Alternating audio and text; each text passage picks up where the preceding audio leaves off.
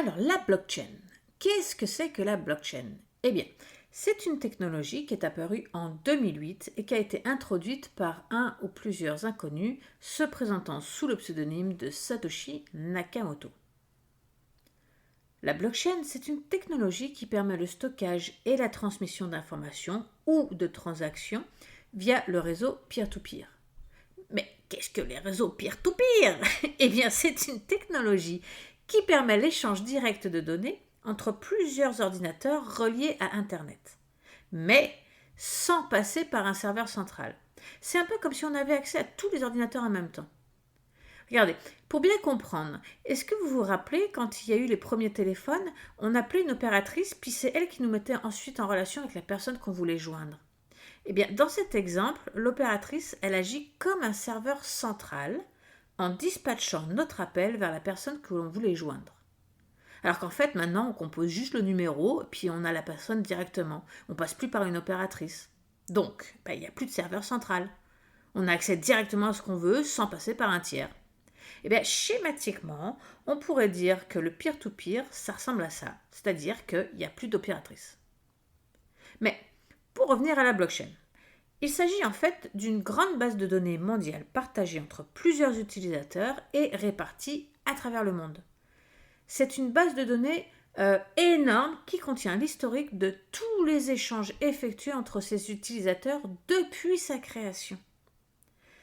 Il n'y a donc aucun organe central de contrôle, ce qui veut dire que chaque utilisateur peut à tout moment, à l'aide d'un système cryptographique bien évidemment, vérifier la validité des informations, ce qui empêche toute forme de corruption. En fait, pour simplifier, on pourrait dire qu'une blockchain, c'est un peu comme un grand livre comptable public, anonyme et infalsifiable. En fait, je vais même aller encore plus loin. Pour simplifier encore plus, je vais reprendre les mots du mathématicien Jean-Paul Delahaye qui a dit « C'est un très grand cahier que tout le monde peut lire librement et gratuitement, sur lequel tout le monde peut écrire, mais qui est impossible à effacer et indestructible. » Une blockchain ne se limite pas au Bitcoin. Oui, c'est sûr, ils ont été construits ensemble, mais aujourd'hui, il existe de nombreuses autres blockchains ayant leur propre crypto-monnaie associée.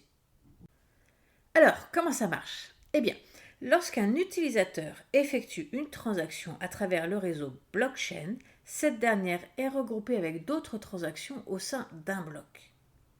Chaque bloc est ensuite envoyé à un mineur pour être vérifié et validé à l'aide de techniques cryptographiques. C'est ce qu'on appelle le minage. Ça permet de vérifier l'authenticité d'une transaction et de s'assurer que sa structure est correcte et cohérente par rapport à celle antérieure déjà enregistrée.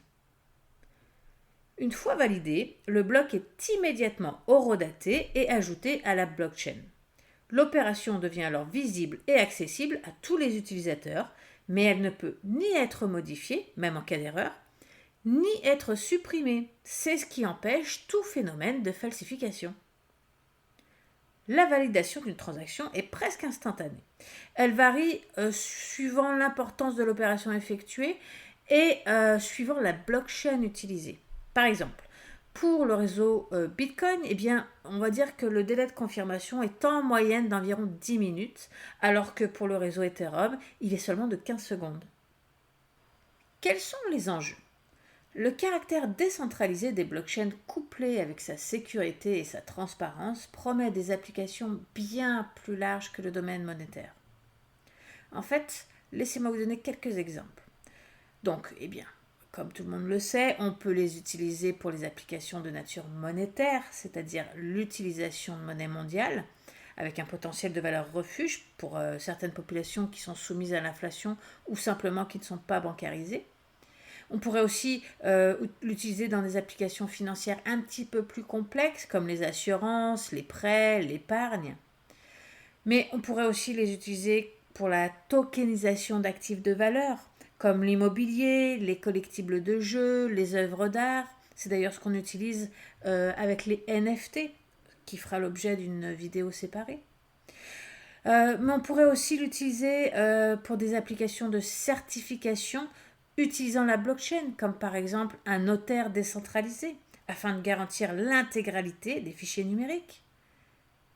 Bref, vous l'aurez compris, il existe tout un tas de panels d'utilisation possibles pour cette merveilleuse technologie.